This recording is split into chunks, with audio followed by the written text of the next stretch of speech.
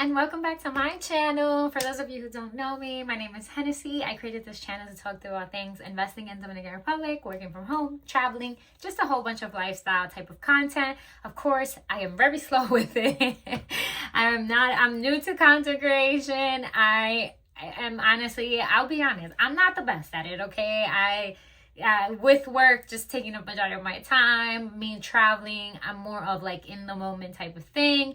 And if I'm honest, half the time I forget to record things, and so this puts me in a very tricky situation to be able to post content on YouTube. But I am trying, and today I'm coming to you with a new video, and this video is about maintenance and sort of how I manage my maintenance this year in Dominican Republic. For those of you who don't know, I still have my apartment in Bayahibe on Airbnb, and I am one of those people that I do yearly maintenance. I go through the apartment. I like to see what's working, what's not working, replacing it, making sure things are good, because yeah, it's great that the apartment is getting rented out, but you can't forget that with usage things get messed up, and you cannot forget that, okay? You have to go back and reinvest into your property and make sure it is nice and up to standard, at least up to your own personal standard, right? If you were paying, how I think about it is, if you were paying to stay at your own spot, will you think it's priced correctly for the things that it has, and do you think everything is working as it should, right? Like, think of it as like, if I was my own customer, what would I think about this place? And so for myself, I do yearly maintenance. And back when I was in DR in December, I did go through the apartment and I had a list of things, but unfortunately I couldn't get to the maintenance. And that was because I had a lot of back-to-back bookings. And in January, I had someone that had rented the apartment for a 3-month period. So it gave me a really tight turnaround, which I just didn't have. But I had a list of things that I had walked through the apartment and I had noticed, and I know that I wanted to get that fixed. So as soon as the people that I had there for 3 months checked out, I did have another booking right after that, unfortunately. But then I blocked off a whole week in April to be able to take care of all the maintenance that I had listed. So first I'm going to walk you through what was that maintenance. Then I'm going to walk you through the pricing to everything. And that's pretty much it. And then you tell me if you think that what I paid was reasonable, if you think it was too high, too low, what do you think, okay?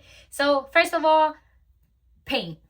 The apartment needed a serious facelift, okay? I needed to paint the apartment. I had painted last year, but I like to paint every year because, again, I like things to be fresh. So like inside the apartment, I knew I needed to paint once again. It's just with the heat in DR and the humidity, like the paint just needs to be refreshed. I like to do it on a yearly basis, so I think that that's always the best case for painting. The other thing with paint is that I have this like statement wall in my backyard, basically. This really bright pink wall that I did back when I put the apartment up on Airbnb, because I like those type of statement walls.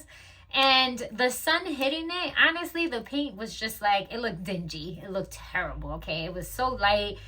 It just didn't give me the oomph that I wanted to see in that apartment. So I knew I needed to redo that wall.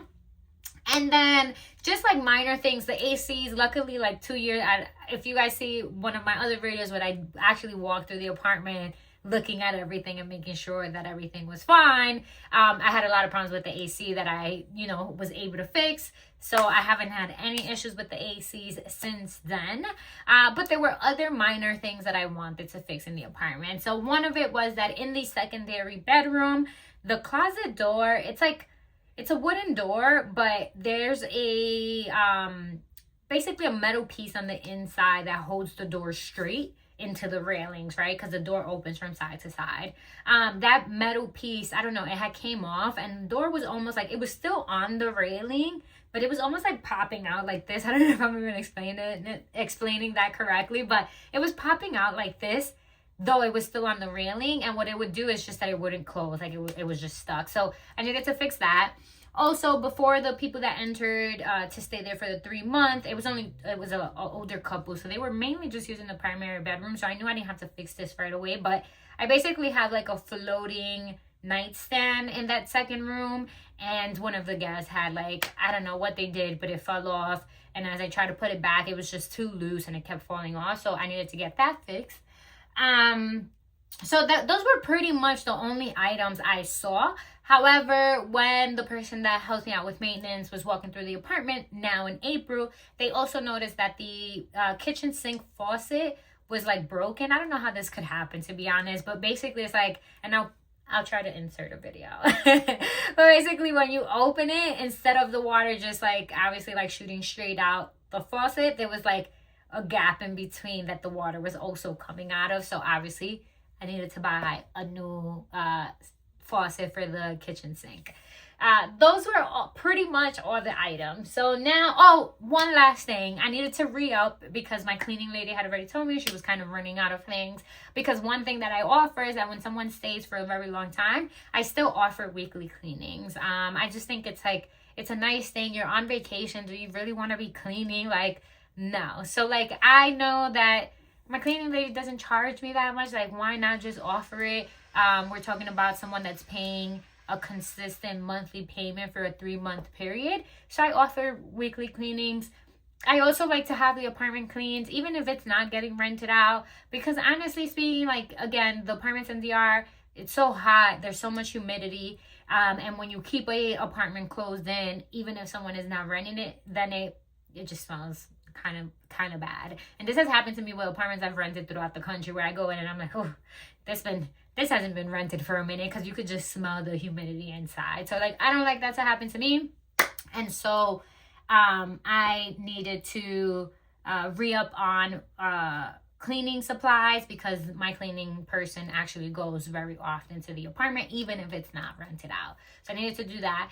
Oh, and the one last thing is that I have really heavy blackout curtains throughout my apartment, and they just needed to be washed. Like, it had been about 7 or 8 months. Obviously, it's curtains, you're just like opening and closing them. But even that, like, after some, maybe there's kids, maybe they're touching it, like, it just starts to get dirty.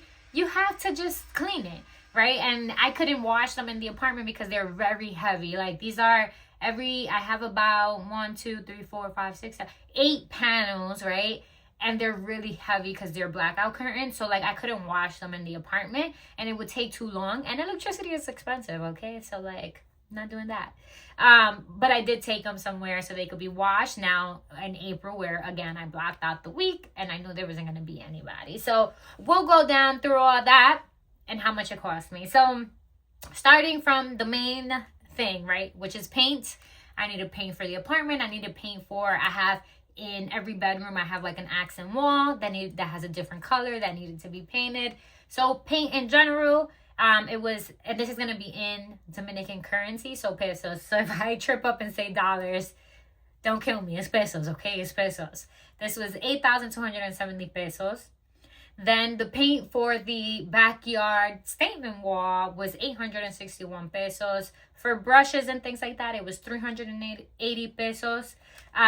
For materials, like the faucet for the kitchen sink, that was 2,450 pesos. For additional materials like nails and things like that to fix like the closet door, the little floating nightstand, that was 1,430 pesos. And then for all the materials needed for cleaning, that was 3,613 pesos. So this was all on material. Then to actually wash the curtains, to take them to the the cleaners, that was 3,000 pesos. For again, I have 8 single panels, so that was 3,000 pesos. They're really heavy too. Like, I got them on Amazon, and let me tell you, they're actually like a really good material. They look like, on one side they look almost like linen, almost like this, but they're blackout curtains. So like the inside, the other side of it, it's really like a thick material. The guy that painted for me, so I have the guy that does maintenance from time to time, and he basically, I have the guy that paints, I have a guy for everything. But the guy that paints, he's been painting for me for 3 years now. He paints my house every year. He paints the apartment. He charged me 12,000 pesos. for the apartment. This is like the inside, so all the white walls and things like that. Also the accent wall in each bedroom. And then he also like painted out the outside. Now that's not on him, because that should be my maintenance, what is it, the maintenance people for the apartment, the condominium maintenance people. But it hasn't been done, and he was just like, oh, there's extra paint, do you want me to paint? And I said, heck yes, why not? Like, I need my apartment to look nice, even as you're like approaching it. So he painted that as well, and he only charged me 12,000 pesos. I thought that was reasonable. I thought that was good. Okay, so like, I don't know. The guy, now this is just the guy that's painting walls, right? So like he paints well, he paints walls, you know, he could do that, but he's not the guy that's doing my backyard wall, right? Because that's an what is it, like it's an art, right? You have to know how to do certain things. For that guy, that's a different guy, but he's also the guy that's been doing my statement walls since I started in 2021. He's painted, like when I used to have my house on Airbnb, he's painted every statement wall, and in that apartment he's painted the statement walls. He charged me 5,000 pesos. So a total, summing everything here up, that was 34,005 pesos altogether, for all the materials, the job, everything. Which is, this is the equivalent of like about $575. I thought it was reasonable. I thought it was good for DR. But let me know in the comments, like, what do you guys think? Do you think that was too expensive for DR? I thought it was reasonable. I think it was all well priced. The painter, he might have been considering me a little bit, because obviously, like, I give him jobs, and this is like on a yearly thing. I'm like, hey, I need to paint the house, I need to paint the apartment. So like, I don't know if he was like charging me the fair rate or not, but I thought it was reasonable. So in total, I think like almost $600, little give or take, a little less, to get my apartment back to its glory and looking beautiful, because I have now back-to-back reservations for this month, so did it right in time. And yeah, that was pretty much it. That's my video. Again, I'm gonna try to post more videos, but it's just so hard. Let me know what you guys think. Do you guys do maintenance on a yearly basis, or how often are you guys doing maintenance? I'm very big on maintenance, especially if you're getting money out of it. Like, you should be taking care of yourself. So let me know what you guys think. Do you do maintenance on a yearly basis? If so, like, do you think that was a fair price? Let me know in the comments. See you guys.